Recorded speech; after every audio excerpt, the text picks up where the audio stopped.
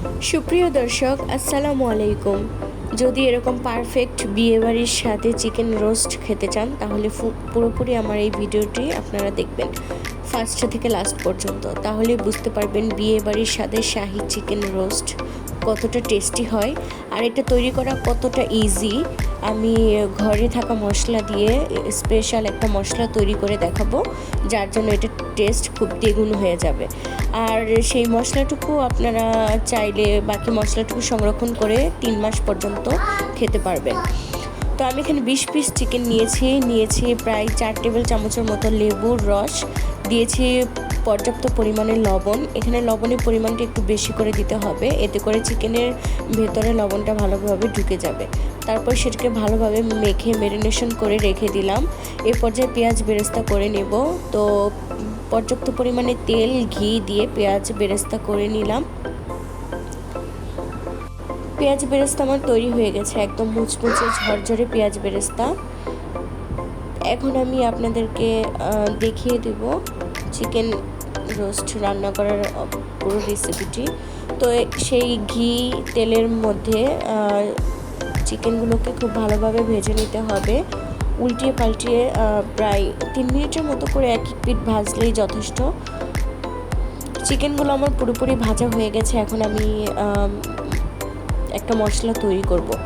এখানে 2টো জয়ফল, 20-30টার মতো সাদা এলাচ, 3টি কালো এলাচ, 1 চা চামচ পরিমাণ সাদা গোলমরিচ, 1 চা চামচ পরিমাণ কালো গোলমরিচ দিয়েছি, জয়ত্রী 4-5টি দিয়ে দিলাম, দারুচিনি। এগুলোকে হালকা টেলে তারপরে ব্লেন্ডারে গুঁড়ো করে নেব।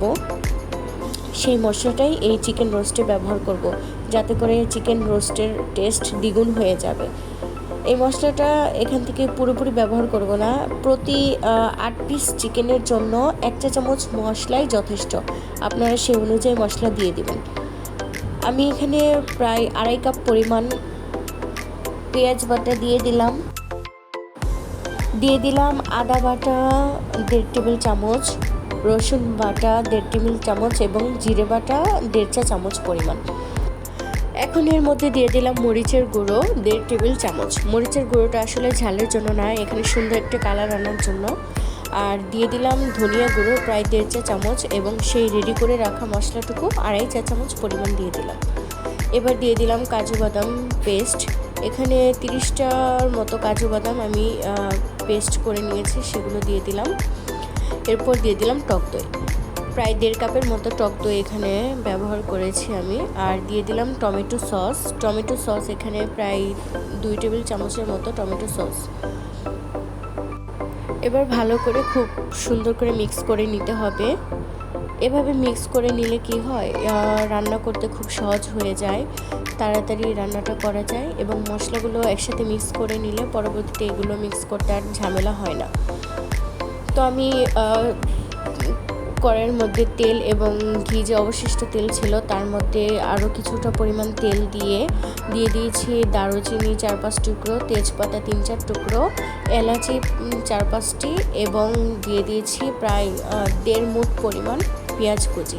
তো পেঁয়াজ কুচিটা দিয়ে খুব ভালোভাবে নেড়ে চেড়ে ভেজে তারপরে সেই মশলাটুকু ঢেলে দিয়ে খুব সুন্দর করে কষাতে হবে। মশলাটা আসলে আপনারা যত বেশি সময় নিয়ে কষাবেন, যত ভালো করে কষাবেন, এটা খেতে ততটাই ভালো হবে। মশলাটা যতটা সিল্কি এবং স্মুথ হবে, কালারটাও সুন্দর হবে এবং টেস্টও অনেক ভালো আসবে। এর জন্য মশলাটাকে ধৈর্য সহকারে কষাতে হবে। মশলার উপরে তেল উঠে গেলেও এরপরেও বেশি সময় নিয়ে কষাতে হবে। মশলাটার উপরে পুরোপুরি তেল উঠে গেছে, তারপরেও আমি এর মধ্যে কিছুটা পরিমাণ দুধ দিয়ে আবার কষিয়ে নেব। মশলাটা প্রায় 15 থেকে 20 মিনিটের মতো সময় নিয়ে কষিয়ে নিয়েছি। আসলে মশলাটা কষানোর উপর নির্ভর করে আপনার খাবারের টেস্ট কতটা ভালো আসবে, দেখে বোঝা যাবে যে খাবারের টেস্ট অনেক ভালো হবে। মশলাটা আমার পুরোপুরি কষানো হয়ে গেছে। এ পর্যায়ে দিয়ে দেবো ভেজে রাখা সেই চিকেনগুলো দিয়ে খুব ভালোভাবে নেড়ে চেড়ে কষিয়ে নিতে হবে প্রায় 10 মিনিটের মতো।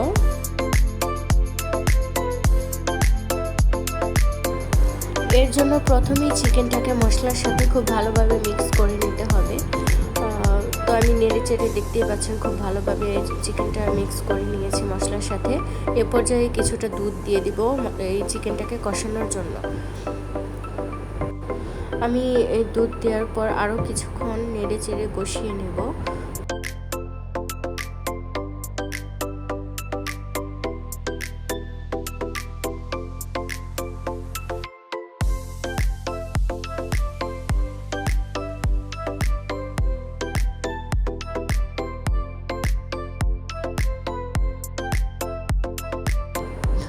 দেখতেই পাচ্ছেন চিকেনটা আমার প্রায় কষানো হয়ে গেছে, চিকেনের থেকে পুরোপুরি তেল উঠে এসেছে। এই পর্যায়ে আমি দিয়ে দেবো দুধ। এখানে আমি দুধটা দিয়ে দিলাম ঝোলের জন্য। আপনারা যদি ঝোলটা বেশি খেতে চান তাহলে দুধের পরিমাণ একটু বাড়িয়ে দেবেন, আপনারা আপনাদের পছন্দ মতো দিয়ে দেবেন। তো ঝোলটা দেওয়ার পর এখন যেহেতু ঢাকনা দিয়ে ঢেকে দেবো, এ পর্যায়ে কাঁচামরিচ দিয়ে দিলাম।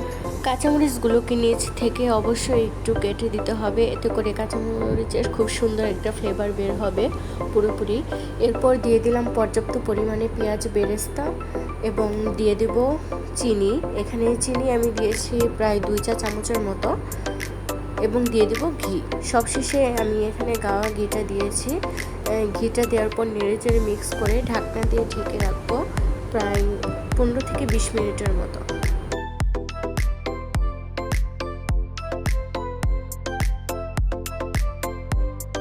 তৈরি হয়ে গেল মজাদার শাহী চিকেন রোস্ট। আপনারা বাসায় এভাবে একবার ট্রাই করে দেখবেন, আশা করি আপনাদের ভালো লাগবে। ভিডিওটি ভালো লাগলে একটি লাইক দিবেন, বেশি বেশি শেয়ার করবেন এবং ফলো দিয়ে পাশে থাকবেন। আল্লাহ হাফেজ।